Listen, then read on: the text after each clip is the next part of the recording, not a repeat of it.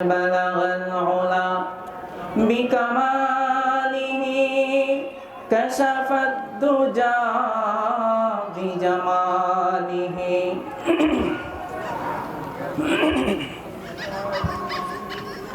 صلوا عليه وآله इलाही दिखा दे हमें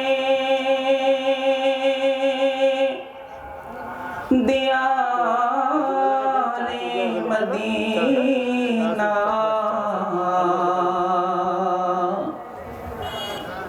इलाही दिखा दे हमें दियारे मदीना इलाही बना दे हमें गुबारे मदीना बलगल उला बिकमालिही कशफत दुजा बिजमालिही हसनत जमीअ खिसालिही सल्लु अलैहि दिल में तो आता है समझ में नहीं आता दिल में तो आता है समझ में नहीं आता बस जान लिया मैं तेरी पहचान यही है बस जान लिया मैं तेरी पहचान यही है उल्फत में बराबर के वफा उल्फत में बराबर के वफा हो के जफा हो हर चीज में लज्जत है अगर दिल में मजा हो हर चीज में लज्जत है अगर दिल में मजा हो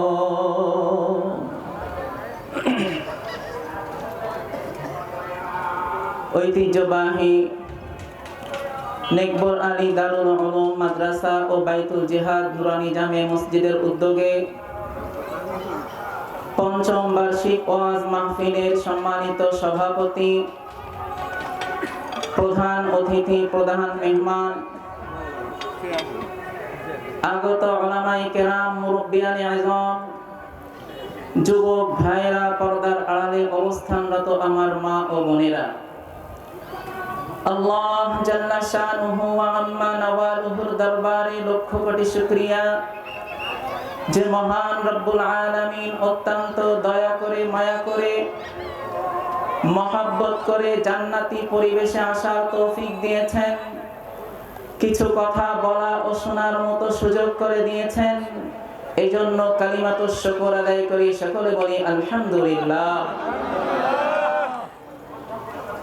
আমি কোরআনুল কারীমের একটি আয়াত তেলাওয়াত করেছি আল্লাহ রাব্বুল আলামিন যদি তৌফিক দেন এই আয়াতের উপর ভিত্তি করে কিছু কথা বলবো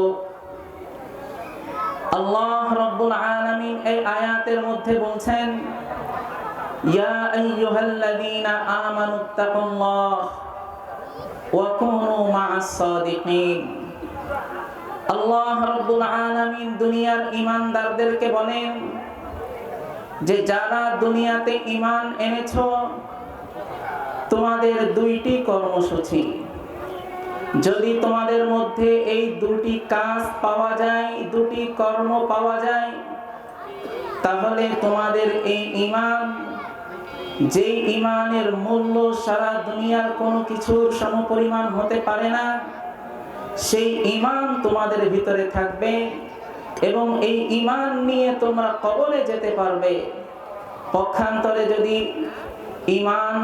ঈমান আনয়ন করার পর এই দুইটি কাজ তোমরা যদি না করো তাহলে তোমাদের ঈমান তোমাদের থেকে চলে যাবে তোমরা বেঈমান কাফের হয়ে কবরের জগতে তোমরা পাড়ি জমাবে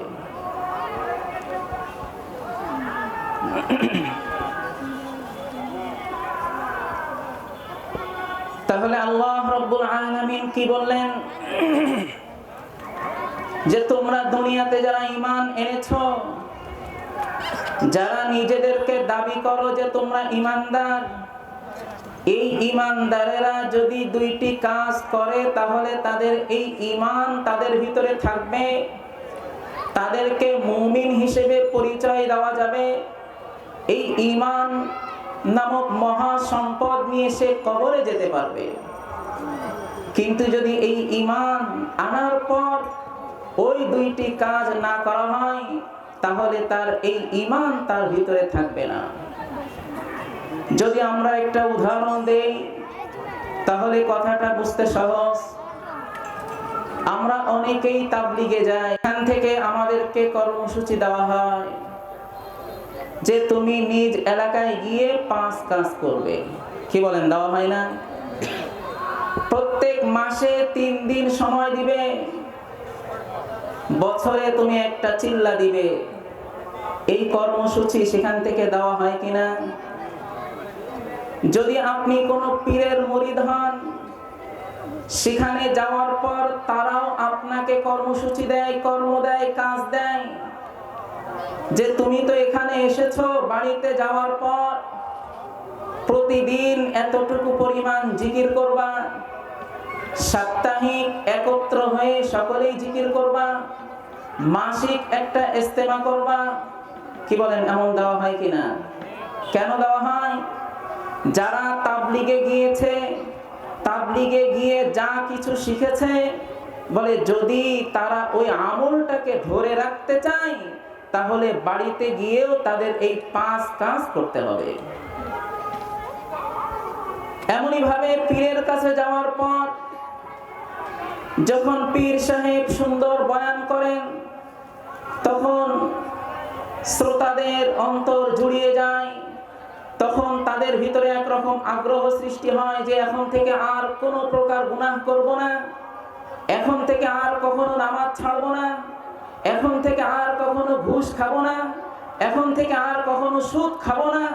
একটা হালত তৈরি হয়। এই জন্য বলে যে তুমি যদি প্রতিদিন গিয়ে তোমার বাড়িতে জিকির করো, যদি তুমি সাপ্তাহিক হালকায় জিকির করো, যদি প্রত্যেক মাসে একটা মাসিক ইস্তেমা করো, তো সেখানে যাওয়ার কারণে তোমার দিনের যে অবস্থা এখন হয়েছিল এই অবস্থাটা ওই কাজ করার কারণে তোমার ভিতরে আবারও বিদ্যমান থাকবে। কি বলেন, করা হয় কিনা? এটাও যদি না বুঝে থাকি তাহলে আরো সহজ করে বলি, আমরা এখানে যারা আছি সকলেই কোনো না কোনো রাজনৈতিক দলের সাথে সম্পৃক্ত। কি বলেন, ঠিক কিনা? তো আমি যদি কোনো রাজনৈতিক দলের সাথে সম্পৃক্ত হওয়ার দাবি করি তাহলে যেই দলের কর্মী আমি, সেই দলের পক্ষ থেকে বিভিন্ন সময় কর্মসূচি দেওয়া হয় কি হয় না? কি বলেন, দেওয়া হয় না? তো আপনি যদি তার কর্মী হয়ে থাকেন তাহলে আপনার নেতা যিনি আছেন তারও চাওয়া যে তুমি এলাকাতে বলে থাকো যে তুমি আমার দল করো। আমার দল যদি তোমার করতে হয় তাহলে আমার পক্ষ থেকে যে কর্মসূচি দেওয়া হয় এই কর্মসূচিতে কিন্তু তোমার অংশগ্রহণ করতে হবে। যদি অংশগ্রহণ না করো তাহলে বুঝে নিব যে তুমি সুবিধাবাদী, তুমি আমার থেকে সুবিধা নেওয়ার জন্য বলো যে তোমার দল করি, কিন্তু কর্মের সময় কর্মসূচির সময় তো তোমাকে পাওয়া যায় না, সুতরাং তোমাকে সুবিধাও দেওয়া যাবে না। কি বলেন, এমন হয় কিনা? তাহলে দেখেন, আমরা যে যে কাজই করি না কেন আমার ওই কাজের ভিতরে অটল থাকার জন্য আরো কিছু কাজ দেওয়া হয়। ওই কাজ যদি আমি করি তাহলে আমার মূল কাজ আমার ভিতরে থাকবে। আমি একজন ভালো রাজনীতিবিদ হতে পারবো, আমি একজন ভালো মুবাল্লিগ হতে পারবো, আমি একজন ভালো মুরিদ হতে পারবো যদি তাদের কর্মসূচিগুলো মানি। তো ঠিক আল্লাহ রাব্বুল আলামিনও জানেন যে বান্দাকে আমি ঈমান দিয়েছি। আমি আল্লাহ রাব্বুল আলামিন যেই বান্দার মধ্যে ঈমান নামক দৌলত দিয়েছি, এই ঈমান নিয়ে যদি সে কবরে যেতে চায় তার ঈমানকে যদি হেফাজত করতে চায়, তাহলে তার মধ্যেও দুইটা কাজ, দুইটা কর্মসূচি পালন করতে হবে। এক নাম্বার হলো আল্লাহ রাব্বুল আলামিন বললেন, ঈমানদার তুমি আল্লাহকে ভয় করো। যদি তোমার মধ্যে আল্লাহর ভয় থাকে, তাহলে মরণ পর্যন্ত ঈমান সহকারে তুমি দুনিয়াতে বেঁচে থাকতে পারবে।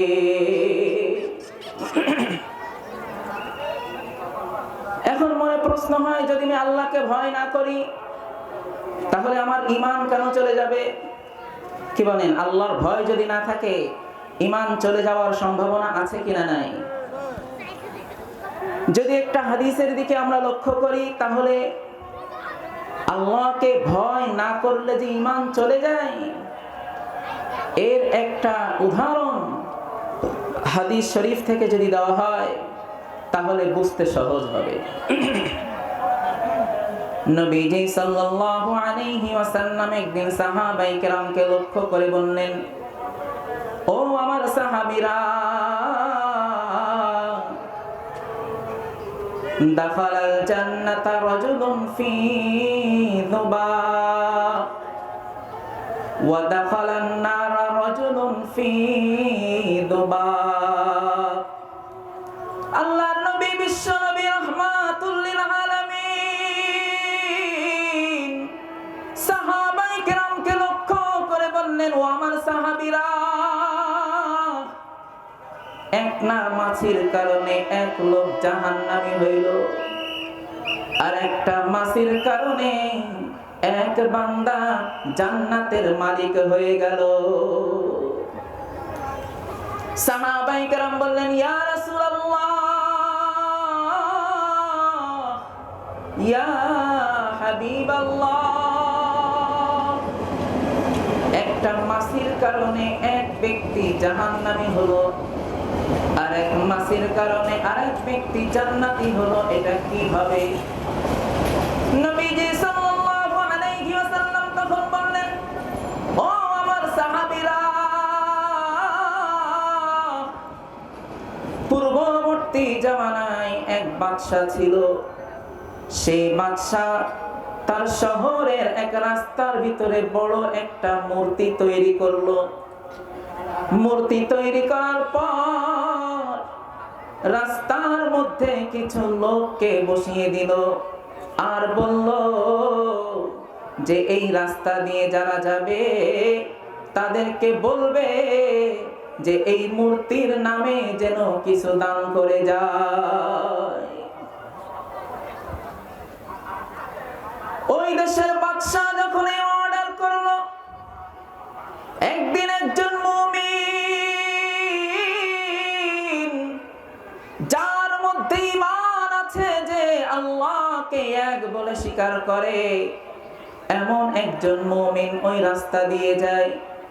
যাওয়ার সময় লোকজন ডেকে বলে, তুমি আমাদের এই রাস্তা দিয়ে যে যাচ্ছ, আমাদের বাদশার হুকুম হলো এই রাস্তা দিয়ে যাওয়ার সময় মূর্তির নামে কিছু দান করে যেতে হবে, মূর্তির নামে কিছু টাকা পয়সা দিয়ে যেতে হবে। ঈমানদার তখন ডাক দিয়ে বলেন, না,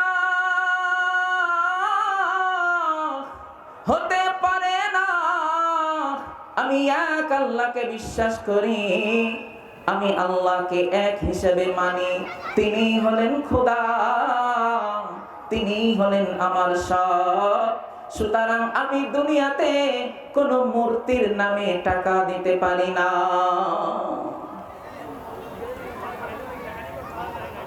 ওই এলাকার লোকজন তখন ডাক দিয়ে বললেন, যুবক,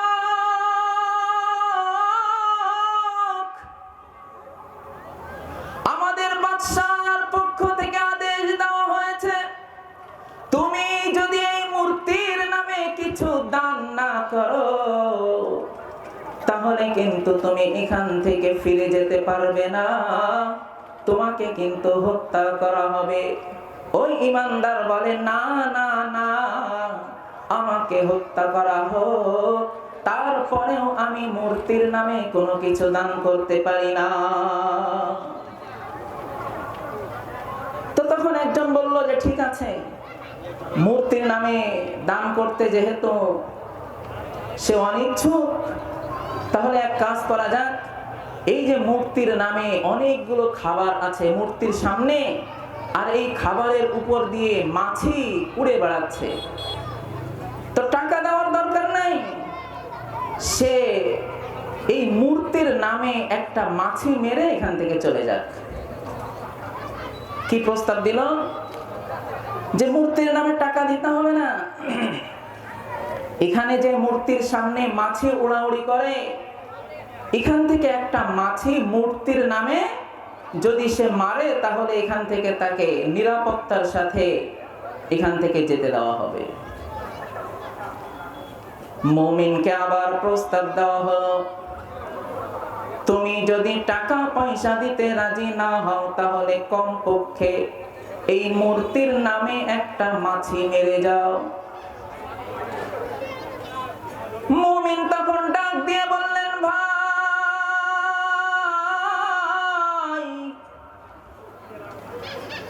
আমি আল্লাহ রব্বুল আলামিনকে এক বলে স্বীকার করেছি, তিনি আমার খোদা, আমি একমাত্র তার সিজদা করি। দুনিয়াতে আমি আল্লাহ রব্বুল আলামিন ছাড়া অন্য কারোর নামে কোনো কিছুই করতে পারবো না। সুতরাং তোমরা যে প্রস্তাব দিয়েছো যে আমাকে একটা মাছি মারতে হবে, না না না, আমাকে তোমরা শহীদ করে ফেলো, তারপরেও আমি মাছি মারতে পারবো না। যখন সে মাছি মারলো না, তো ওই বাদশাহের লোকেরা সঙ্গে সঙ্গে তাকে হত্যা করে ফেললো। নবীজি সাল্লাল্লাহু আলাইহি ওয়াসাল্লাম বললেন যে দেখো, এই লোকটি একটি মাছি না মারার কারণে, যে মূর্তির নামে মাছি মারলো না, এই কারণে সোজাসুজি সে কোথায় চলে গেল? জান্নাতে চলে গেল। আরেকদিন আরেকজন মুমিন ওই রাস্তা দিয়ে যায়, তাকেও এমন প্রস্তাব দেওয়া হলো যে তুমি আল্লাহর নামে তাকে কিছু সদকা করো, তুমি আমাদের যে মূর্তি আছে এই মূর্তির নামে কিছু সদকা করে যাও, মূর্তির নামে কিছু দান করে যাও। ওই মুমিনও রাজি হইল না, না না, আল্লাহ ব্যতীত আমি অন্য কারোর নামে টাকা দিতে পারি না। তার জন্য প্রস্তাব দেওয়া হলো যে তুমি যদি না দিতে পারো, তাহলে কমপক্ষে একটা মাছি মেরে এখান থেকে নিরাপদে চলে যাও। এখন সেই ইমানদার ভাবলো যে এই মূর্তির নামে তো কিছু দান করছে না, শুধু একটা মাছি মারবো, তো শুধু একটা মাছি যদি মূর্তির নামে মারি, তাহলে এতে আর সমস্যা কোথায়?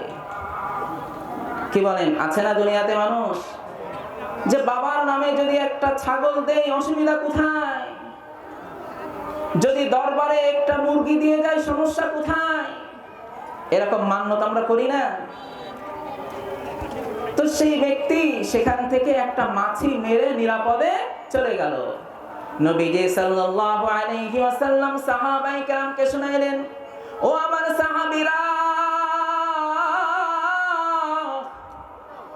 এই লোকটি ঈমান নিয়ে এসেছিল, কিন্তু ঈমানদার হওয়ার পরেও তার ভিতরে আল্লাহর ভয় ছিল না।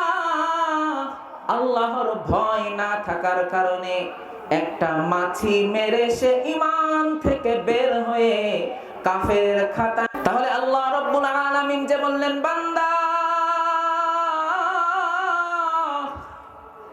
তোমরা যারা ঈমান এনেছো, এই ঈমানকে যদি মরণ পর্যন্ত সাথে রাখতে চাও, তাহলে দুইটা কর্মসূচি তোমাকে পালন করতে হবে। এক নাম্বার কর্মসূচি হলো আল্লাহ রাব্বুল আলামিনকে তোমাদেরকে ভয় করতে হবে। শুধু আল্লাহকে ভয় করলে ঈমান ঠিক থাকবে না, আল্লাহকে ভয় করার সাথে সাথে দুনিয়াতে সৎ মানুষের সাথে, নেককার মানুষের সাথে তোমার সম্পর্ক হতে হবে। কার সাথে সম্পর্ক হতে হবে? নেককার মানুষের সাথে সম্পর্ক হতে হবে, ভালো মানুষের সাথে সম্পর্ক হতে হবে। এখন মনে প্রশ্ন হয় যে আমি ঈমান নিয়ে দুনিয়াতে চলাফেরা করব, আল্লাহকে ভয় করব, তো আবার ভালো মানুষের সাথে চলাফেরার কি প্রয়োজন? ভালো মানুষের সাথে চলাফেরার কি প্রয়োজন? কেন ভালো মানুষের সাথে আমি চলাফেরা করব?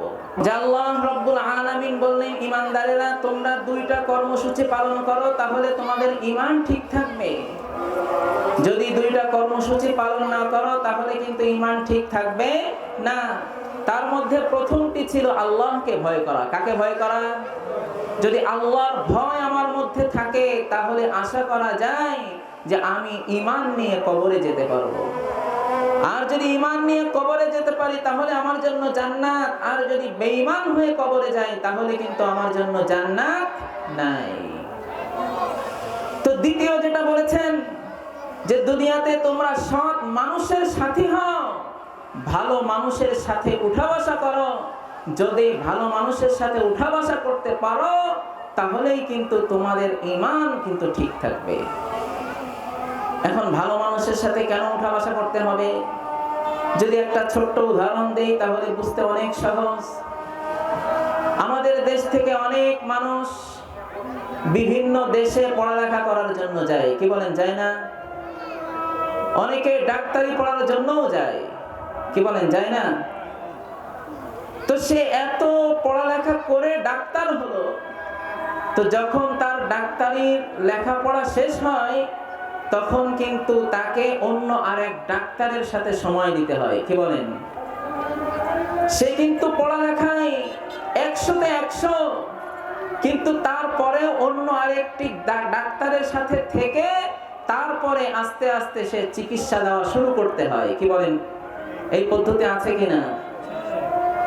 তাহলে কেউ যদি কোনো ডাক্তারের সাথে না থেকে, ডাক্তারের পরামর্শে না চলে, পড়ালেখা শিখে এসেই যদি ডাক্তারি শুরু করে, সে কিছুদিন ডাক্তারি করার পর হঠাৎ দেখা যাবে যে সে আর এখন ডাক্তার নয়, সে এখন জল্লাদ হয়ে গিয়েছে, কি বলেন? হয় না এমন? কেন? তার মধ্যে তো পড়ালেখা 100% আছে, সে তো সব কিছুই পারে, তারপরেও কেন ডাক্তারের খাতা থেকে তার নাম কেটে দেওয়া হলো? কারণ কি? বলে সে ডাক্তারি পড়ালেখা শিখেছে ঠিক, কিন্তু অন্য আরেকজন বিজ্ঞ ডাক্তারের কাছে থেকে হাতে কলমে শিখে নাই, যার কারণে তার ভিতরে ডাক্তারি বিদ্যা থাকা সত্ত্বেও এক সময় দেখা যায় যে ডাক্তারের খাতা থেকে তার নাম চলে যায়, কি বলেন? হয় কিনা? আল্লাহ রাব্বুল আলামিনও জানেন যে বান্দা, যদি তুমি দুনিয়াতে ঈমান আনয়ন করো, এই ঈমান আনয়ন, এই ঈমানের সার্টিফিকেট তোমার কাছে আছে, কিন্তু এই ঈমানের সার্টিফিকেট তোমার কাছে ওই পর্যন্ত থাকবে যদি তুমি আমি আল্লাহর ভয় তোমার মধ্যে থাকে। সাথে সাথে দুনিয়াতে যারা ঈমানদার, দুনিয়ার মধ্যে যারা সৎ মানুষ, দুনিয়ার মধ্যে যারা ভালো মানুষ, এদের সাথে যদি তোমার উঠা বসা হয় তাহলে ঈমানের এই সার্টিফিকেট কবর পর্যন্ত, এমনকি জান্নাত পর্যন্ত তোমাকে নিয়ে যাবে। এই জন্য আল্লাহ রাব্বুল আলামিন বলেন, ইয়া আইয়ুহাল্লাযীনা আমানু তাকুল্লাহ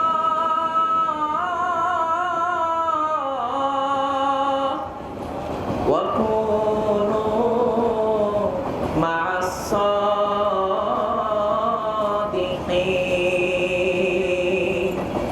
আল্লাহ রাব্বুল আলামিন বললেন, মুমিন, তোমার কাছে ঈমান নামক সার্টিফিকেট থাকার পর তুমি আল্লাহকে ভয় করো, আর তুমি দুনিয়াতে সৎ মানুষের সাথে থাকো। দুনিয়াতে যদি তুমি সৎ মানুষের সাথে না থাকো তাহলে তোমার এই ঈমান একদিন শয়তান চুরি করে নিয়ে যাবে।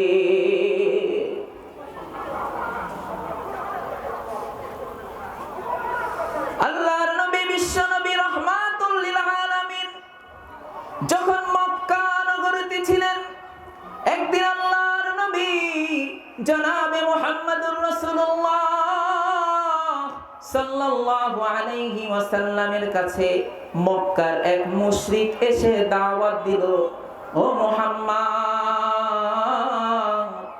আগামী কাল আমার বাড়িতে তোমার দাওয়াত। কে দাওয়াত দিয়েছে? একজন মুশরিক যার নাম হলো উকবা। নাম কি? এই উকবা এসে আল্লাহর নবীকে বলল, মুহাম্মদ, আগামীকাল আমার বাড়িতে তোমার দাওয়াত। নবীজি সাল্লাল্লাহু আলাইহি ওয়াসাল্লাম উকবা বিন আবি মুআইতের বাড়িতে গিয়েছেন দাওয়াত খাওয়ার জন্য। নবী গিয়েছেন মুশরিকের বাড়িতে। নবীকে যিনি সম্মানিত করেছেন, তাহলে তো তাকে আল্লাহ রাব্বুল আলামিন তো সম্মানিত করবেন, কি বলেন ঠিক কিনা? সে মুশরিক হয়ে আল্লাহর নবীকে সম্মান করেছেন। এই জন্য নবীজি সাল্লাল্লাহু আলাইহি ওয়াসাল্লাম যখন খাবার খেতে বসেছেন, এমন সময় উকবাকে ডাক দিয়ে বললেন, উকবা, আমি তোমার দাওয়াত গ্রহণ করেছি, আমি তোমার বাড়িতে খাওয়ার জন্য এসেছি। ও মুহাম্মদ, বলো কি করতে হবে? নবীজি তখন বললেন, উকবা, আমি তোমার বাড়ির খাবার খেতে পারি, শর্ত হলো এখনই তুমি আমার হাতে হাত রেখে ইসলাম ধর্ম গ্রহণ করতে হবে। উকবা বিন আবি মুআইত বললেন, মুহাম্মদ,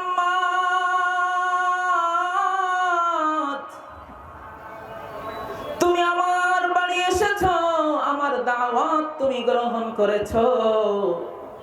এখন যদি আমি তোমার দাওয়াত গ্রহণ না করি, এখন যদি আমি ইসলাম গ্রহণ না করি, তাহলে তো তোমাকে বেইজ্জতি করা হবে। ও মুহাম্মদ, দাও দাও, তোমার হাত বাড়িয়ে দাও। নবীজি যখন হাত বাড়িয়ে দিলেন, হাত ধরে ধরে উকবা বিন আবি মুআইত তখন পড়ে নিলেন, আশহাদু আল্লা ইলাহা ইল্লাল্লাহু ওয়া আশহাদু আন্না মুহাম্মাদান আবদুহু ওয়া রাসূলুহু। আল্লাহর নবী বিশ্বনবী রাহমাতুল লিল আলামিন উকবা বিন আবি মুআইতের ইসলাম গ্রহণ দেখে তার বাড়িতে দাওয়াত গ্রহণ করলেন, তার বাড়িতে খাবার দাবার খেলেন। খাওয়া দাওয়া শেষ করে নবীজি সাল্লাল্লাহু আলাইহি ওয়াসাল্লাম উকবা বিন আবি মুআইতের বাড়ি থেকে চলে গেলেন। এদিক থেকে সাংবাদিকেরা সারা মক্কার অলিতে গলিতে ছড়িয়ে দিল, এই তোমরা শুনেছো নাকি মক্কার মধ্যে যাকে সবচেয়ে বড় নেতা মনে করা হতো, যাকে মক্কার মধ্যে অনেক বড় জ্ঞানী মনে করা হতো, সে নাকি আজ মুহাম্মাদের কাছে গিয়ে নিজের বাপ দাদার ধর্মকে ছেড়ে দিয়ে মুহাম্মাদের ধর্ম নাকি সে গ্রহণ করেছে।